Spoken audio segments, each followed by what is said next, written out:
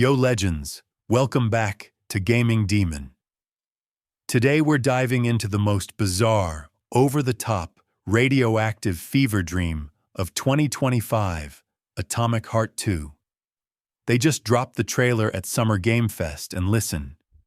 We've got mech ballerinas, Soviet cyborg beaches, wall-running glove fights, and a man on an ATV who definitely forgot his helmet. But here's the question. Is Atomic Heart 2 going to fix what the first game messed up? Or is it just another beautifully glitchy Russian roller coaster? First off, this trailer? Visually insane.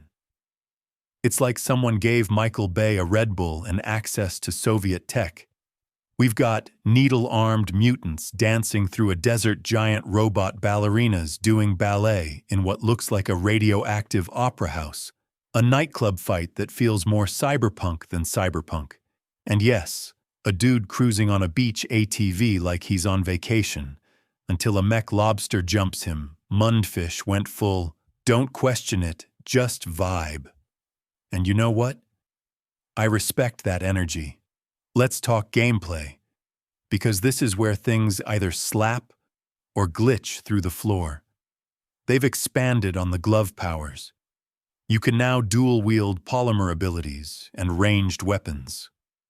There's full telekinesis combat, electrified crowd control, and wall-running shootouts that look like Dishonored on-speed melee. Way more aggressive. You're not just slapping robots with a wrench anymore. You're launching into them with charged hammer strikes and shield slamming like you're Doom Guy with a degree in Kung Fu. Combat looks smoother than the original. Thank the devs, because the first one was fun but clunky as hell sometimes. But we need to ask, will all this flash actually feel good to play? Or is it another cool trailer, mid-gameplay situation? World design and visual identity. The original Atomic Heart gave us an aesthetic. This one gives us an identity crisis in the best way. They've gone global. No more underground Soviet labs for 30 hours. Now we've got sun-drenched beaches with rusting Soviet mechs buried in the sand urban sprawl, lit by neon propaganda interiors that switch from sterile lab to wild techno-rave.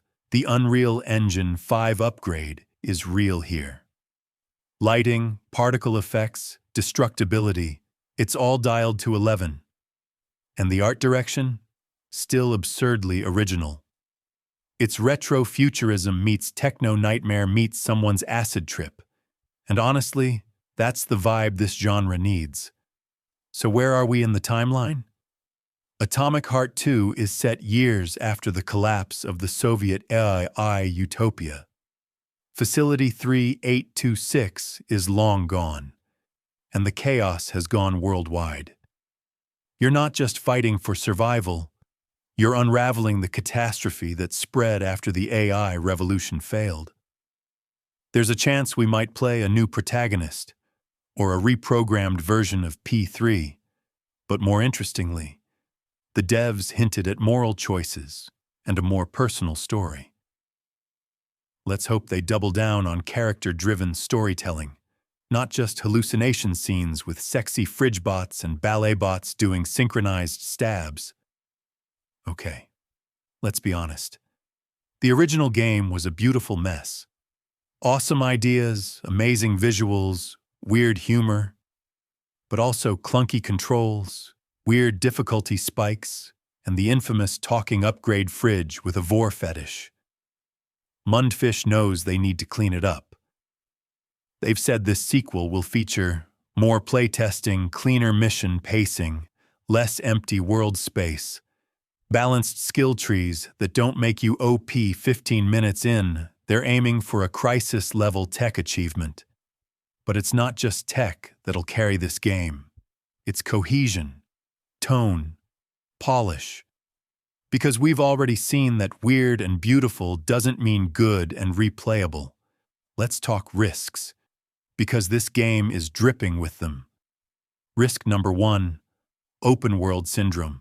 Big map, cool. But if it's full of fetch quests and empty corridors, people are going to check out fast. Risk number 2, gimmicky combat. Wall running and glove powers look sick, but if the game spams enemies or makes you do it 10,000 times with no variation, that dopamine crashes fast. Risk number 3, dialogue and writing. We need characters we care about, not just fridge jokes and trippy monologues about atomic collectivism. Here's my take. Atomic Heart 2 is looking like the weird, wild, experimental sequel that gaming needs right now. We're drowning in samey open worlds and recycled franchises, so seeing a game this bold, this loud, this unapologetically bizarre, it's a win. But only if they nail the fundamentals. Gameplay that feels fun after 10 hours, a world worth exploring, and a story that goes beyond, here's a weird Soviet room full of screaming mannequins. If they pull that off, this could be the next cult classic, or even a top contender for Game of the Year. If not, well, at least the fridge probably still wants to marry you. So, are you ready to dive into Atomic Heart 2's radioactive ballet of chaos? Let me know in the comments. Which part of the trailer hit hardest for you? Was it the needle beast? The mech ballerinas? Or just the fact that this game exists? Smash that like button like it's glitching in a hallway. Subscribe for more hot takes. And remember, stay weird, stay nuclear.